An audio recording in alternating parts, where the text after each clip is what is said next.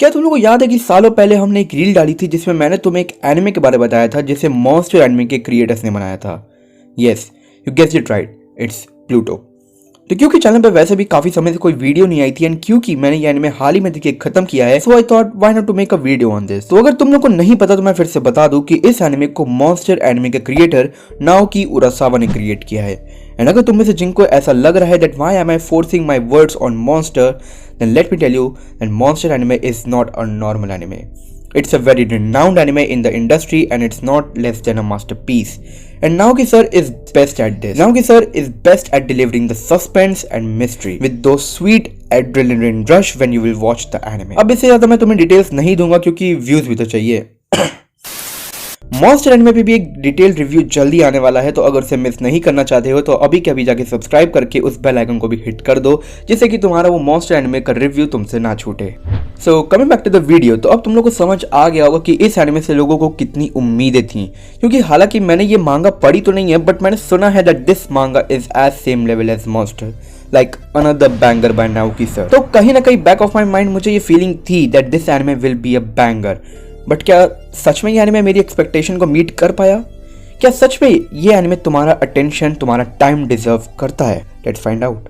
सो Pluto anime की अगर मैं प्लॉट के बारे में बात करूं तो इस एनिमे की कहानी एक फ्यूचरिस्टिक वर्ल्ड में सेट है जहां ह्यूमंस और रोबोट्स साथ में रहते हैं एंड जहां रोबोट्स के अंदर भी इमोशंस है, इवन वहां रोबोट्स के पास भी ह्यूमंस की तरह राइट्स हैं। साथ में हमें ऐसा दिखाया गया है कि अगर कोई रोबोट वहां पे मरता है तो उसे इंसानों जैसे ट्रीट किया जाता है, लाइक उसे एक प्रॉपर फ्यूनरल मिलता है एंड लोग भी उसके मरने का शोक मनाते हैं। जहां एंड कहानी अब यहां से शुरू होती है कि प्लूटो नाम का एक पावरफुल फोर्स है, पावरफुल एंटिटी धीरे धीरे करके पावरफुल रोबोट्स और ह्यूमंस को मारे जा रहा है एंड उन्हें मारने के बाद वो अपना निशान छोड़ने के लिए वहां पे हॉर्न्स को प्लेस कर देता है, just like creepy साइकोस।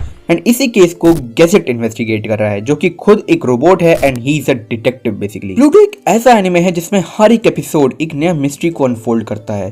The narrative is layered, complex and keeps you on the edge of your seat. हर कैरेक्टर की जर्नी एक कहानी का हिस्सा है और जब सब कुछ एक साथ आता है तो हर एक पीस अपनी जगह पे आ जाता है जैसे कि एक perfectly solved puzzle. Basically, it's a symphony of storytelling where the notes are crafted with the mind of a genius storyteller. Every twist in the plot is like a carefully choreographed dance, seamlessly blending the elements of mystery, drama, philosophy and human psychology, जो कि हमें Naoki sir के her work में देखने को मिलता है and that's where he excels, which is his writing. अब बात करते हैं कैरेक्टर्स की, जो कि सिर्फ इस कहानी का ही नहीं बल्कि नाओकी सर के हर स्टोरी के सोल्स होते हैं।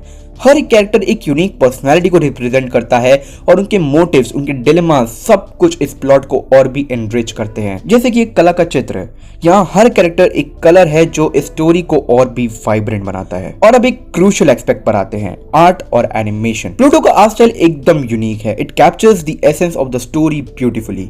हर एक फ्रेम में देखा जा सकता है कि किस तरह से डिटेल और डेप्थ को ध्यान से हैंडल किया गया है। एनिमेशन फ्लूइड है और हर एक कैरेक्टर की एक्सप्रेशंस काफी न्यूएंस्ड है जो उनकी फीलिंग्स को और भी साफ तौर पे कन्वे करते हैं। शो की विजुअल एस्थेटिक ओवरऑल इंपैक्टफुल है and it's visually engaging to experience. ये एक ऐसी जर्नी है जिसे देखकर हमें लगता है जैसे कि हम खुद भी एक आर्टिस्टिक क्रिएशन है और हमारे हर एक स्टेप का अपना एक अलग रंग है। जैसे कि एक पैलेट में अलग अलग शेड्स होते हैं, बिल्कुल वैसे ही हमारे अंदर भी अलग अलग इमोशंस और एक्सपीरियंसेस हैं जो हमारे पर्सनैलिटी को डिफाइन करते हैं। And after watching this anime no one will deny that Naoki Urasawa is a genius and excels in showcasing the human psychology and emotions with a captivating narrative.